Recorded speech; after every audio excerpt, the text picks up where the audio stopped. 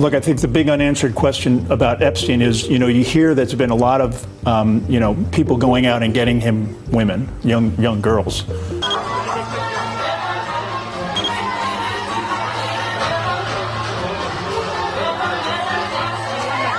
Well, I knew him like everybody in Palm Beach knew him. He was a fixture in Palm Beach. I don't think I've spoken to him for 15 years. A 13-year-old girl walks into a billionaire's mansion wearing a blonde wig, and what happens next will connect two of the most powerful men in America to allegations so disturbing they would remain buried for decades. In a recorded testimony given under oath, a woman identified as Katie Johnson described a world hidden behind the gilded doors of Manhattan's elite, where young girls were recruited with promises of modeling careers and delivered into something far darker. But it wasn't the billionaire hosting these parties who would leave the deepest scars. It was his friend, the man who took a special interest in Katie because she reminded him of his own daughter. According to her testimony, it started with a chance meeting. A woman named Tiffany approached her at a bus station, took interest in her modeling aspirations, and made promises that seemed too good to be true. She helped girls, get what they wanted, and she could help me get into modeling. That she knew a lot of people that were higher ups, and that it would be no problem. The parties, she was told, would simply be opportunities to meet influential people in the industry. What she discovered upon arrival was something entirely different. The man hosting these gatherings was Jeffrey Epstein, a billionaire financier whose name would later become synonymous with one of the largest sex trafficking scandals in American history. Katie testified that during her first private meeting with Epstein, he asked her to undress to her underwear under the pretense of evaluating her figure for modeling. When she told him her age, his response was immediate. Well, you'll do. I'm sure that you'll fit pretty nicely here. She testified that most of the girls present at these parties were between 13 and 15 years old. But it wasn't Epstein who would leave the deepest scars on her memory. There was another man at these parties, one who watched from the shadows and made very specific requests. Katie's testimony describes her first interaction with Donald Trump at one of Epstein's gatherings.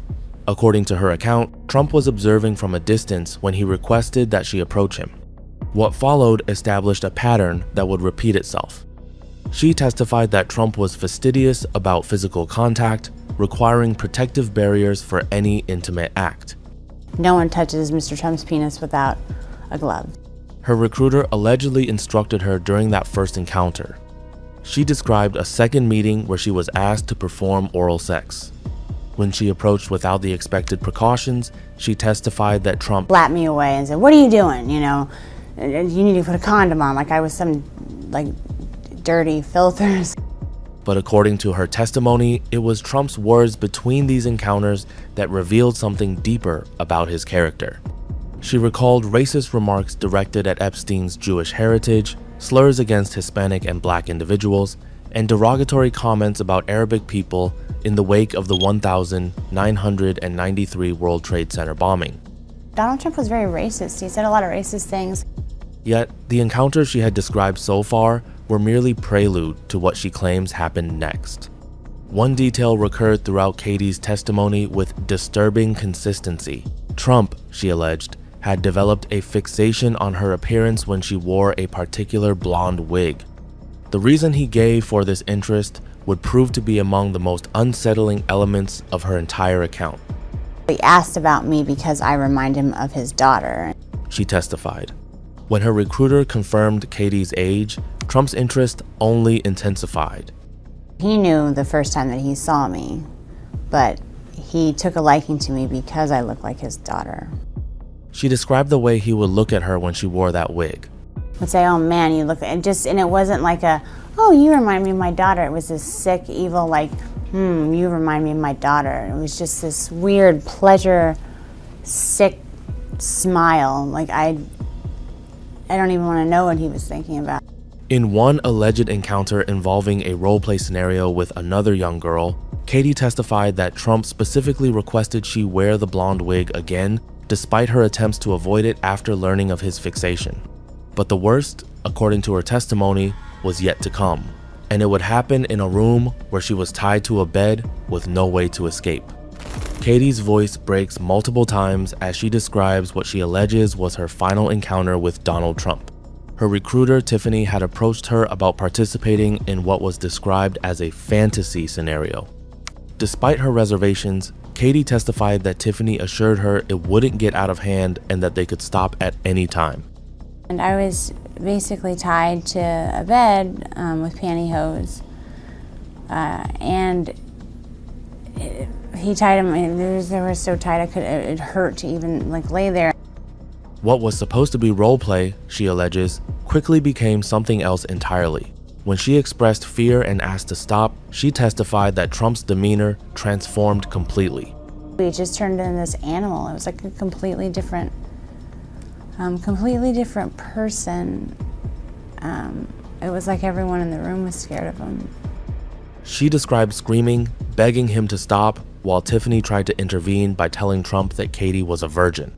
His response, according to her testimony, was to tell them both to shut the fuck up before continuing. Just basically took my virginity while I was crying and telling him to stop. When it was over, she testified that Trump approached her as she lay crying and told her I should be glad that someone like Donald Trump popped my cherry and not some pimply little. When she asked what would happen if she became pregnant, his alleged response was immediate. You'll get an abortion then, bitch. She never returned to another party. Years passed before Katie Johnson came forward with her testimony. She explained that she had initially wanted to forget everything that had happened, but watching Trump announce his presidential candidacy changed something inside her. I felt that it was my responsibility to come out and tell our country what kind of man this person is. She stated, I don't think that he should even be the dog catcher, let alone running the greatest country in the world. She spoke of the lasting damage, destroyed self-esteem, an inability to maintain healthy relationships, and a pattern of sabotaging any connection that might lead to intimacy or trust. Donald Trump destroyed my feeling of self-worth and my self-esteem when it was still growing, when it just bloomed. It hadn't even had a chance to experience anything. Her testimony concluded with a direct appeal to anyone who might be listening. Have a 13-year-old daughter, and would you be okay with the person who's running our country doing that to your little girl? I just want people to know.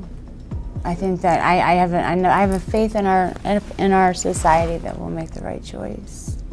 This script is based entirely on testimony given by the accuser.